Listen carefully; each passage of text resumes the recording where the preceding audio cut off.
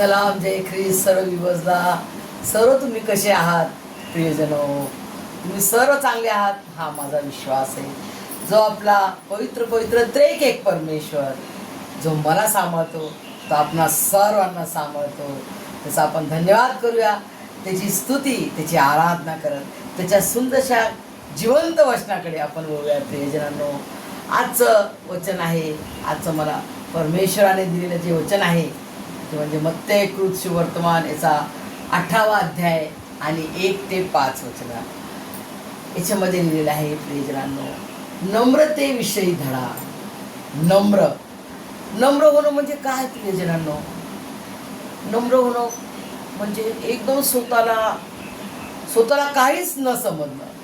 स्वतःला एकदम आपण जेव्हा शून्य म्हणजे एकदम झिरो करतो, स्वतःला शून्य करणं म्हणजे स्वतःला एकदम लीन करणं. हृदय अंतःकरणाने, केवळ तोंडाने नाही तर हृदय अंतःकरणाने खऱ्यापणाने स्वतःला लीन करणं. जसं आपल्या गुरुनं, जसे आपल्या प्रभू येशू ख्रिस्ताने स्वतःला लीन केले. प्रियजनांनो, कसं तो लीन झाला प्रियजनांनो? या सुंदरशा वचनामध्ये लिहिलेलं आहे की स्वर्गाचे राज्यात सर्वात मोठा कोण आहे?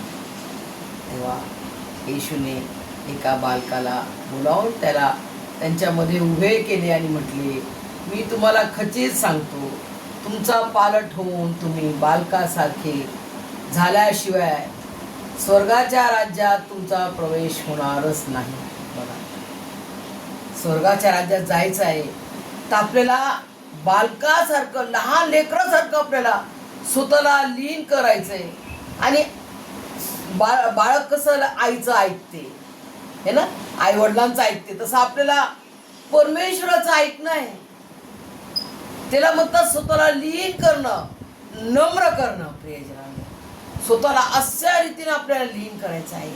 आज प्रियजनांनो, तुम्ही आणि मी अशा जगात जगत आहोत जिथं सर्वत्र लोक एकदम अंधाराच्या मार्गात भटका लागले. पुष्कळ लोकांना प्रेम प्रीती आता कमी होत चाललेली आहे. कोणी कोणाशी बोलायला तयार नाही, कोणाला समय नाही, पुष्कळांना समय नाही.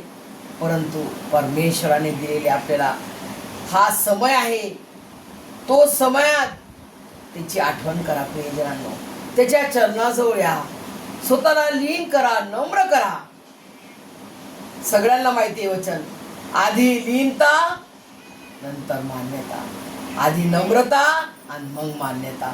आपण नम्र होऊ तेव्हा आपल्याला मान्यता मिळेल. आपल्याला मान्यता पाहिजे ना.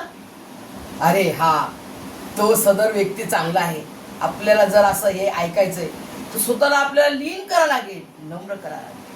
आज प्रभू येशू ख्रिस्त आपला जो गुरु आहे, जो आपला उद्धार करता, जो आपला तारणार आहे, तो आपल्याला काय शिकवतो? त्याने स्वतःला कसं लीन केलं प्रियजनांनो?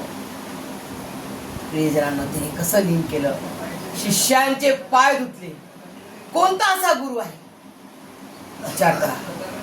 कोणता असा जगात गुरु असेल का की त्याने आपल्या शिष्यांचे पाय धुवून काढले? प्रियजनांनो, ओनली वन जीसस क्राइस्ट. केवळ प्रभू येशू ख्रिस्त, केवळ प्रभू येशू ख्रिस्त, केवळ प्रभू येशू ख्रिस्ताने आपल्या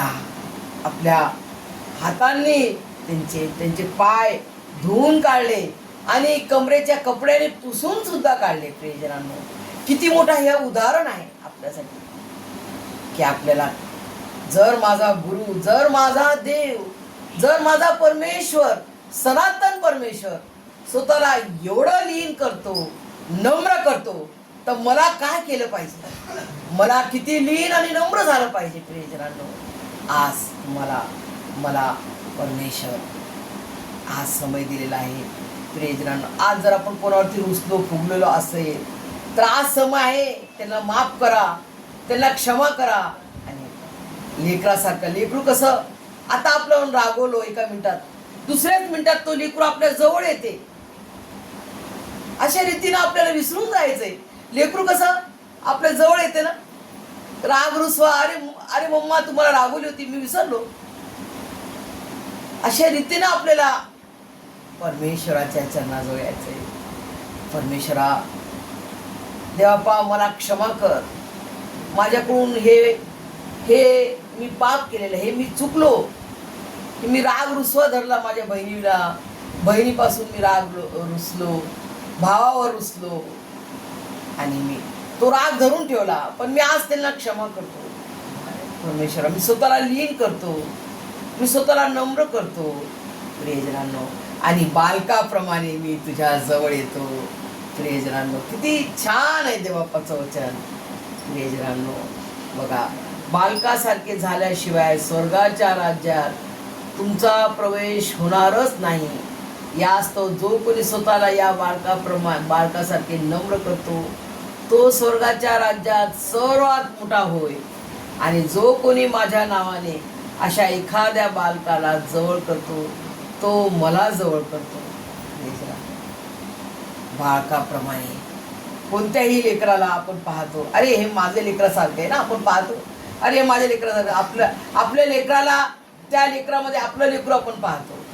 प्रियजनांनो, प्रभू येशू ख्रिस्त म्हणतो, जो मला कोणत्या लेकराला तुम्ही जवळ करता तर ते तुम्ही मला जवळ करता म्हणतो परमेश्वर. बघा किती सुंदर आहे प्रियजनांनो, की जर आपण कोणत्या लेकराला जवळ करतो तर आपल्या प्रभू येशू ख्रिस्ताला आपण जवळ करतो.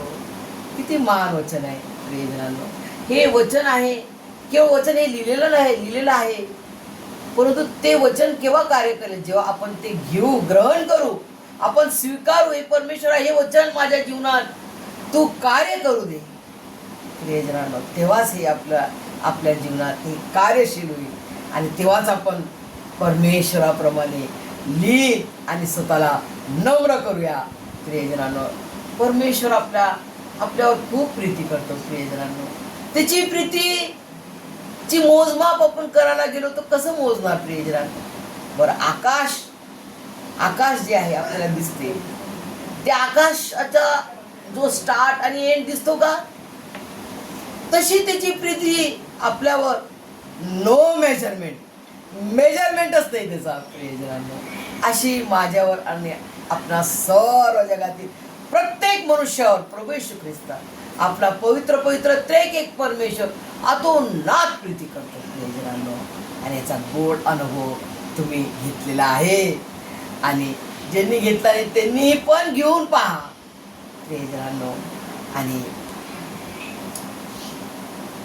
प्रियजनांनो, माझ्या वडिलांचा, माझ्या आप्पांचा आम्हाला एक त्यांची साक्ष असायची की हा आंबा आहे आणि तो मी खातो, परंतु तो गोड आहे का आंबट आहे ते खाल्ल्यानंतर माहीत पडेल प्रियजनांनो. तसं माझ्या आप्पांनी आणि आपण सर्वांनी प्रभू येशू ख्रिस्ताला खाऊन पाहिलं आहे की तो कसा गोड आहे. तर तुम्ही ज्यांनी नाही खाल्लेले तुम्ही पण अनुभव घेऊन पहा, तुम्ही पण खाऊन पहा की परमेश्वर किती गोड आहे, परमेश्वर किती चांगला आहे, परमेश्वर किती प्रीती करतो. हे सर्व समजण्यास परमेश्वर तुम्हाला मला त्याच्या महानशा पवित्र आत्म्याच्या सामर्थ्याने समजू देऊ आणि त्याच्या स्वर्गीय भांडारातून तुम्हाला मला त्याच्या आशीर्वादाने भरभरून काढू. आमेन.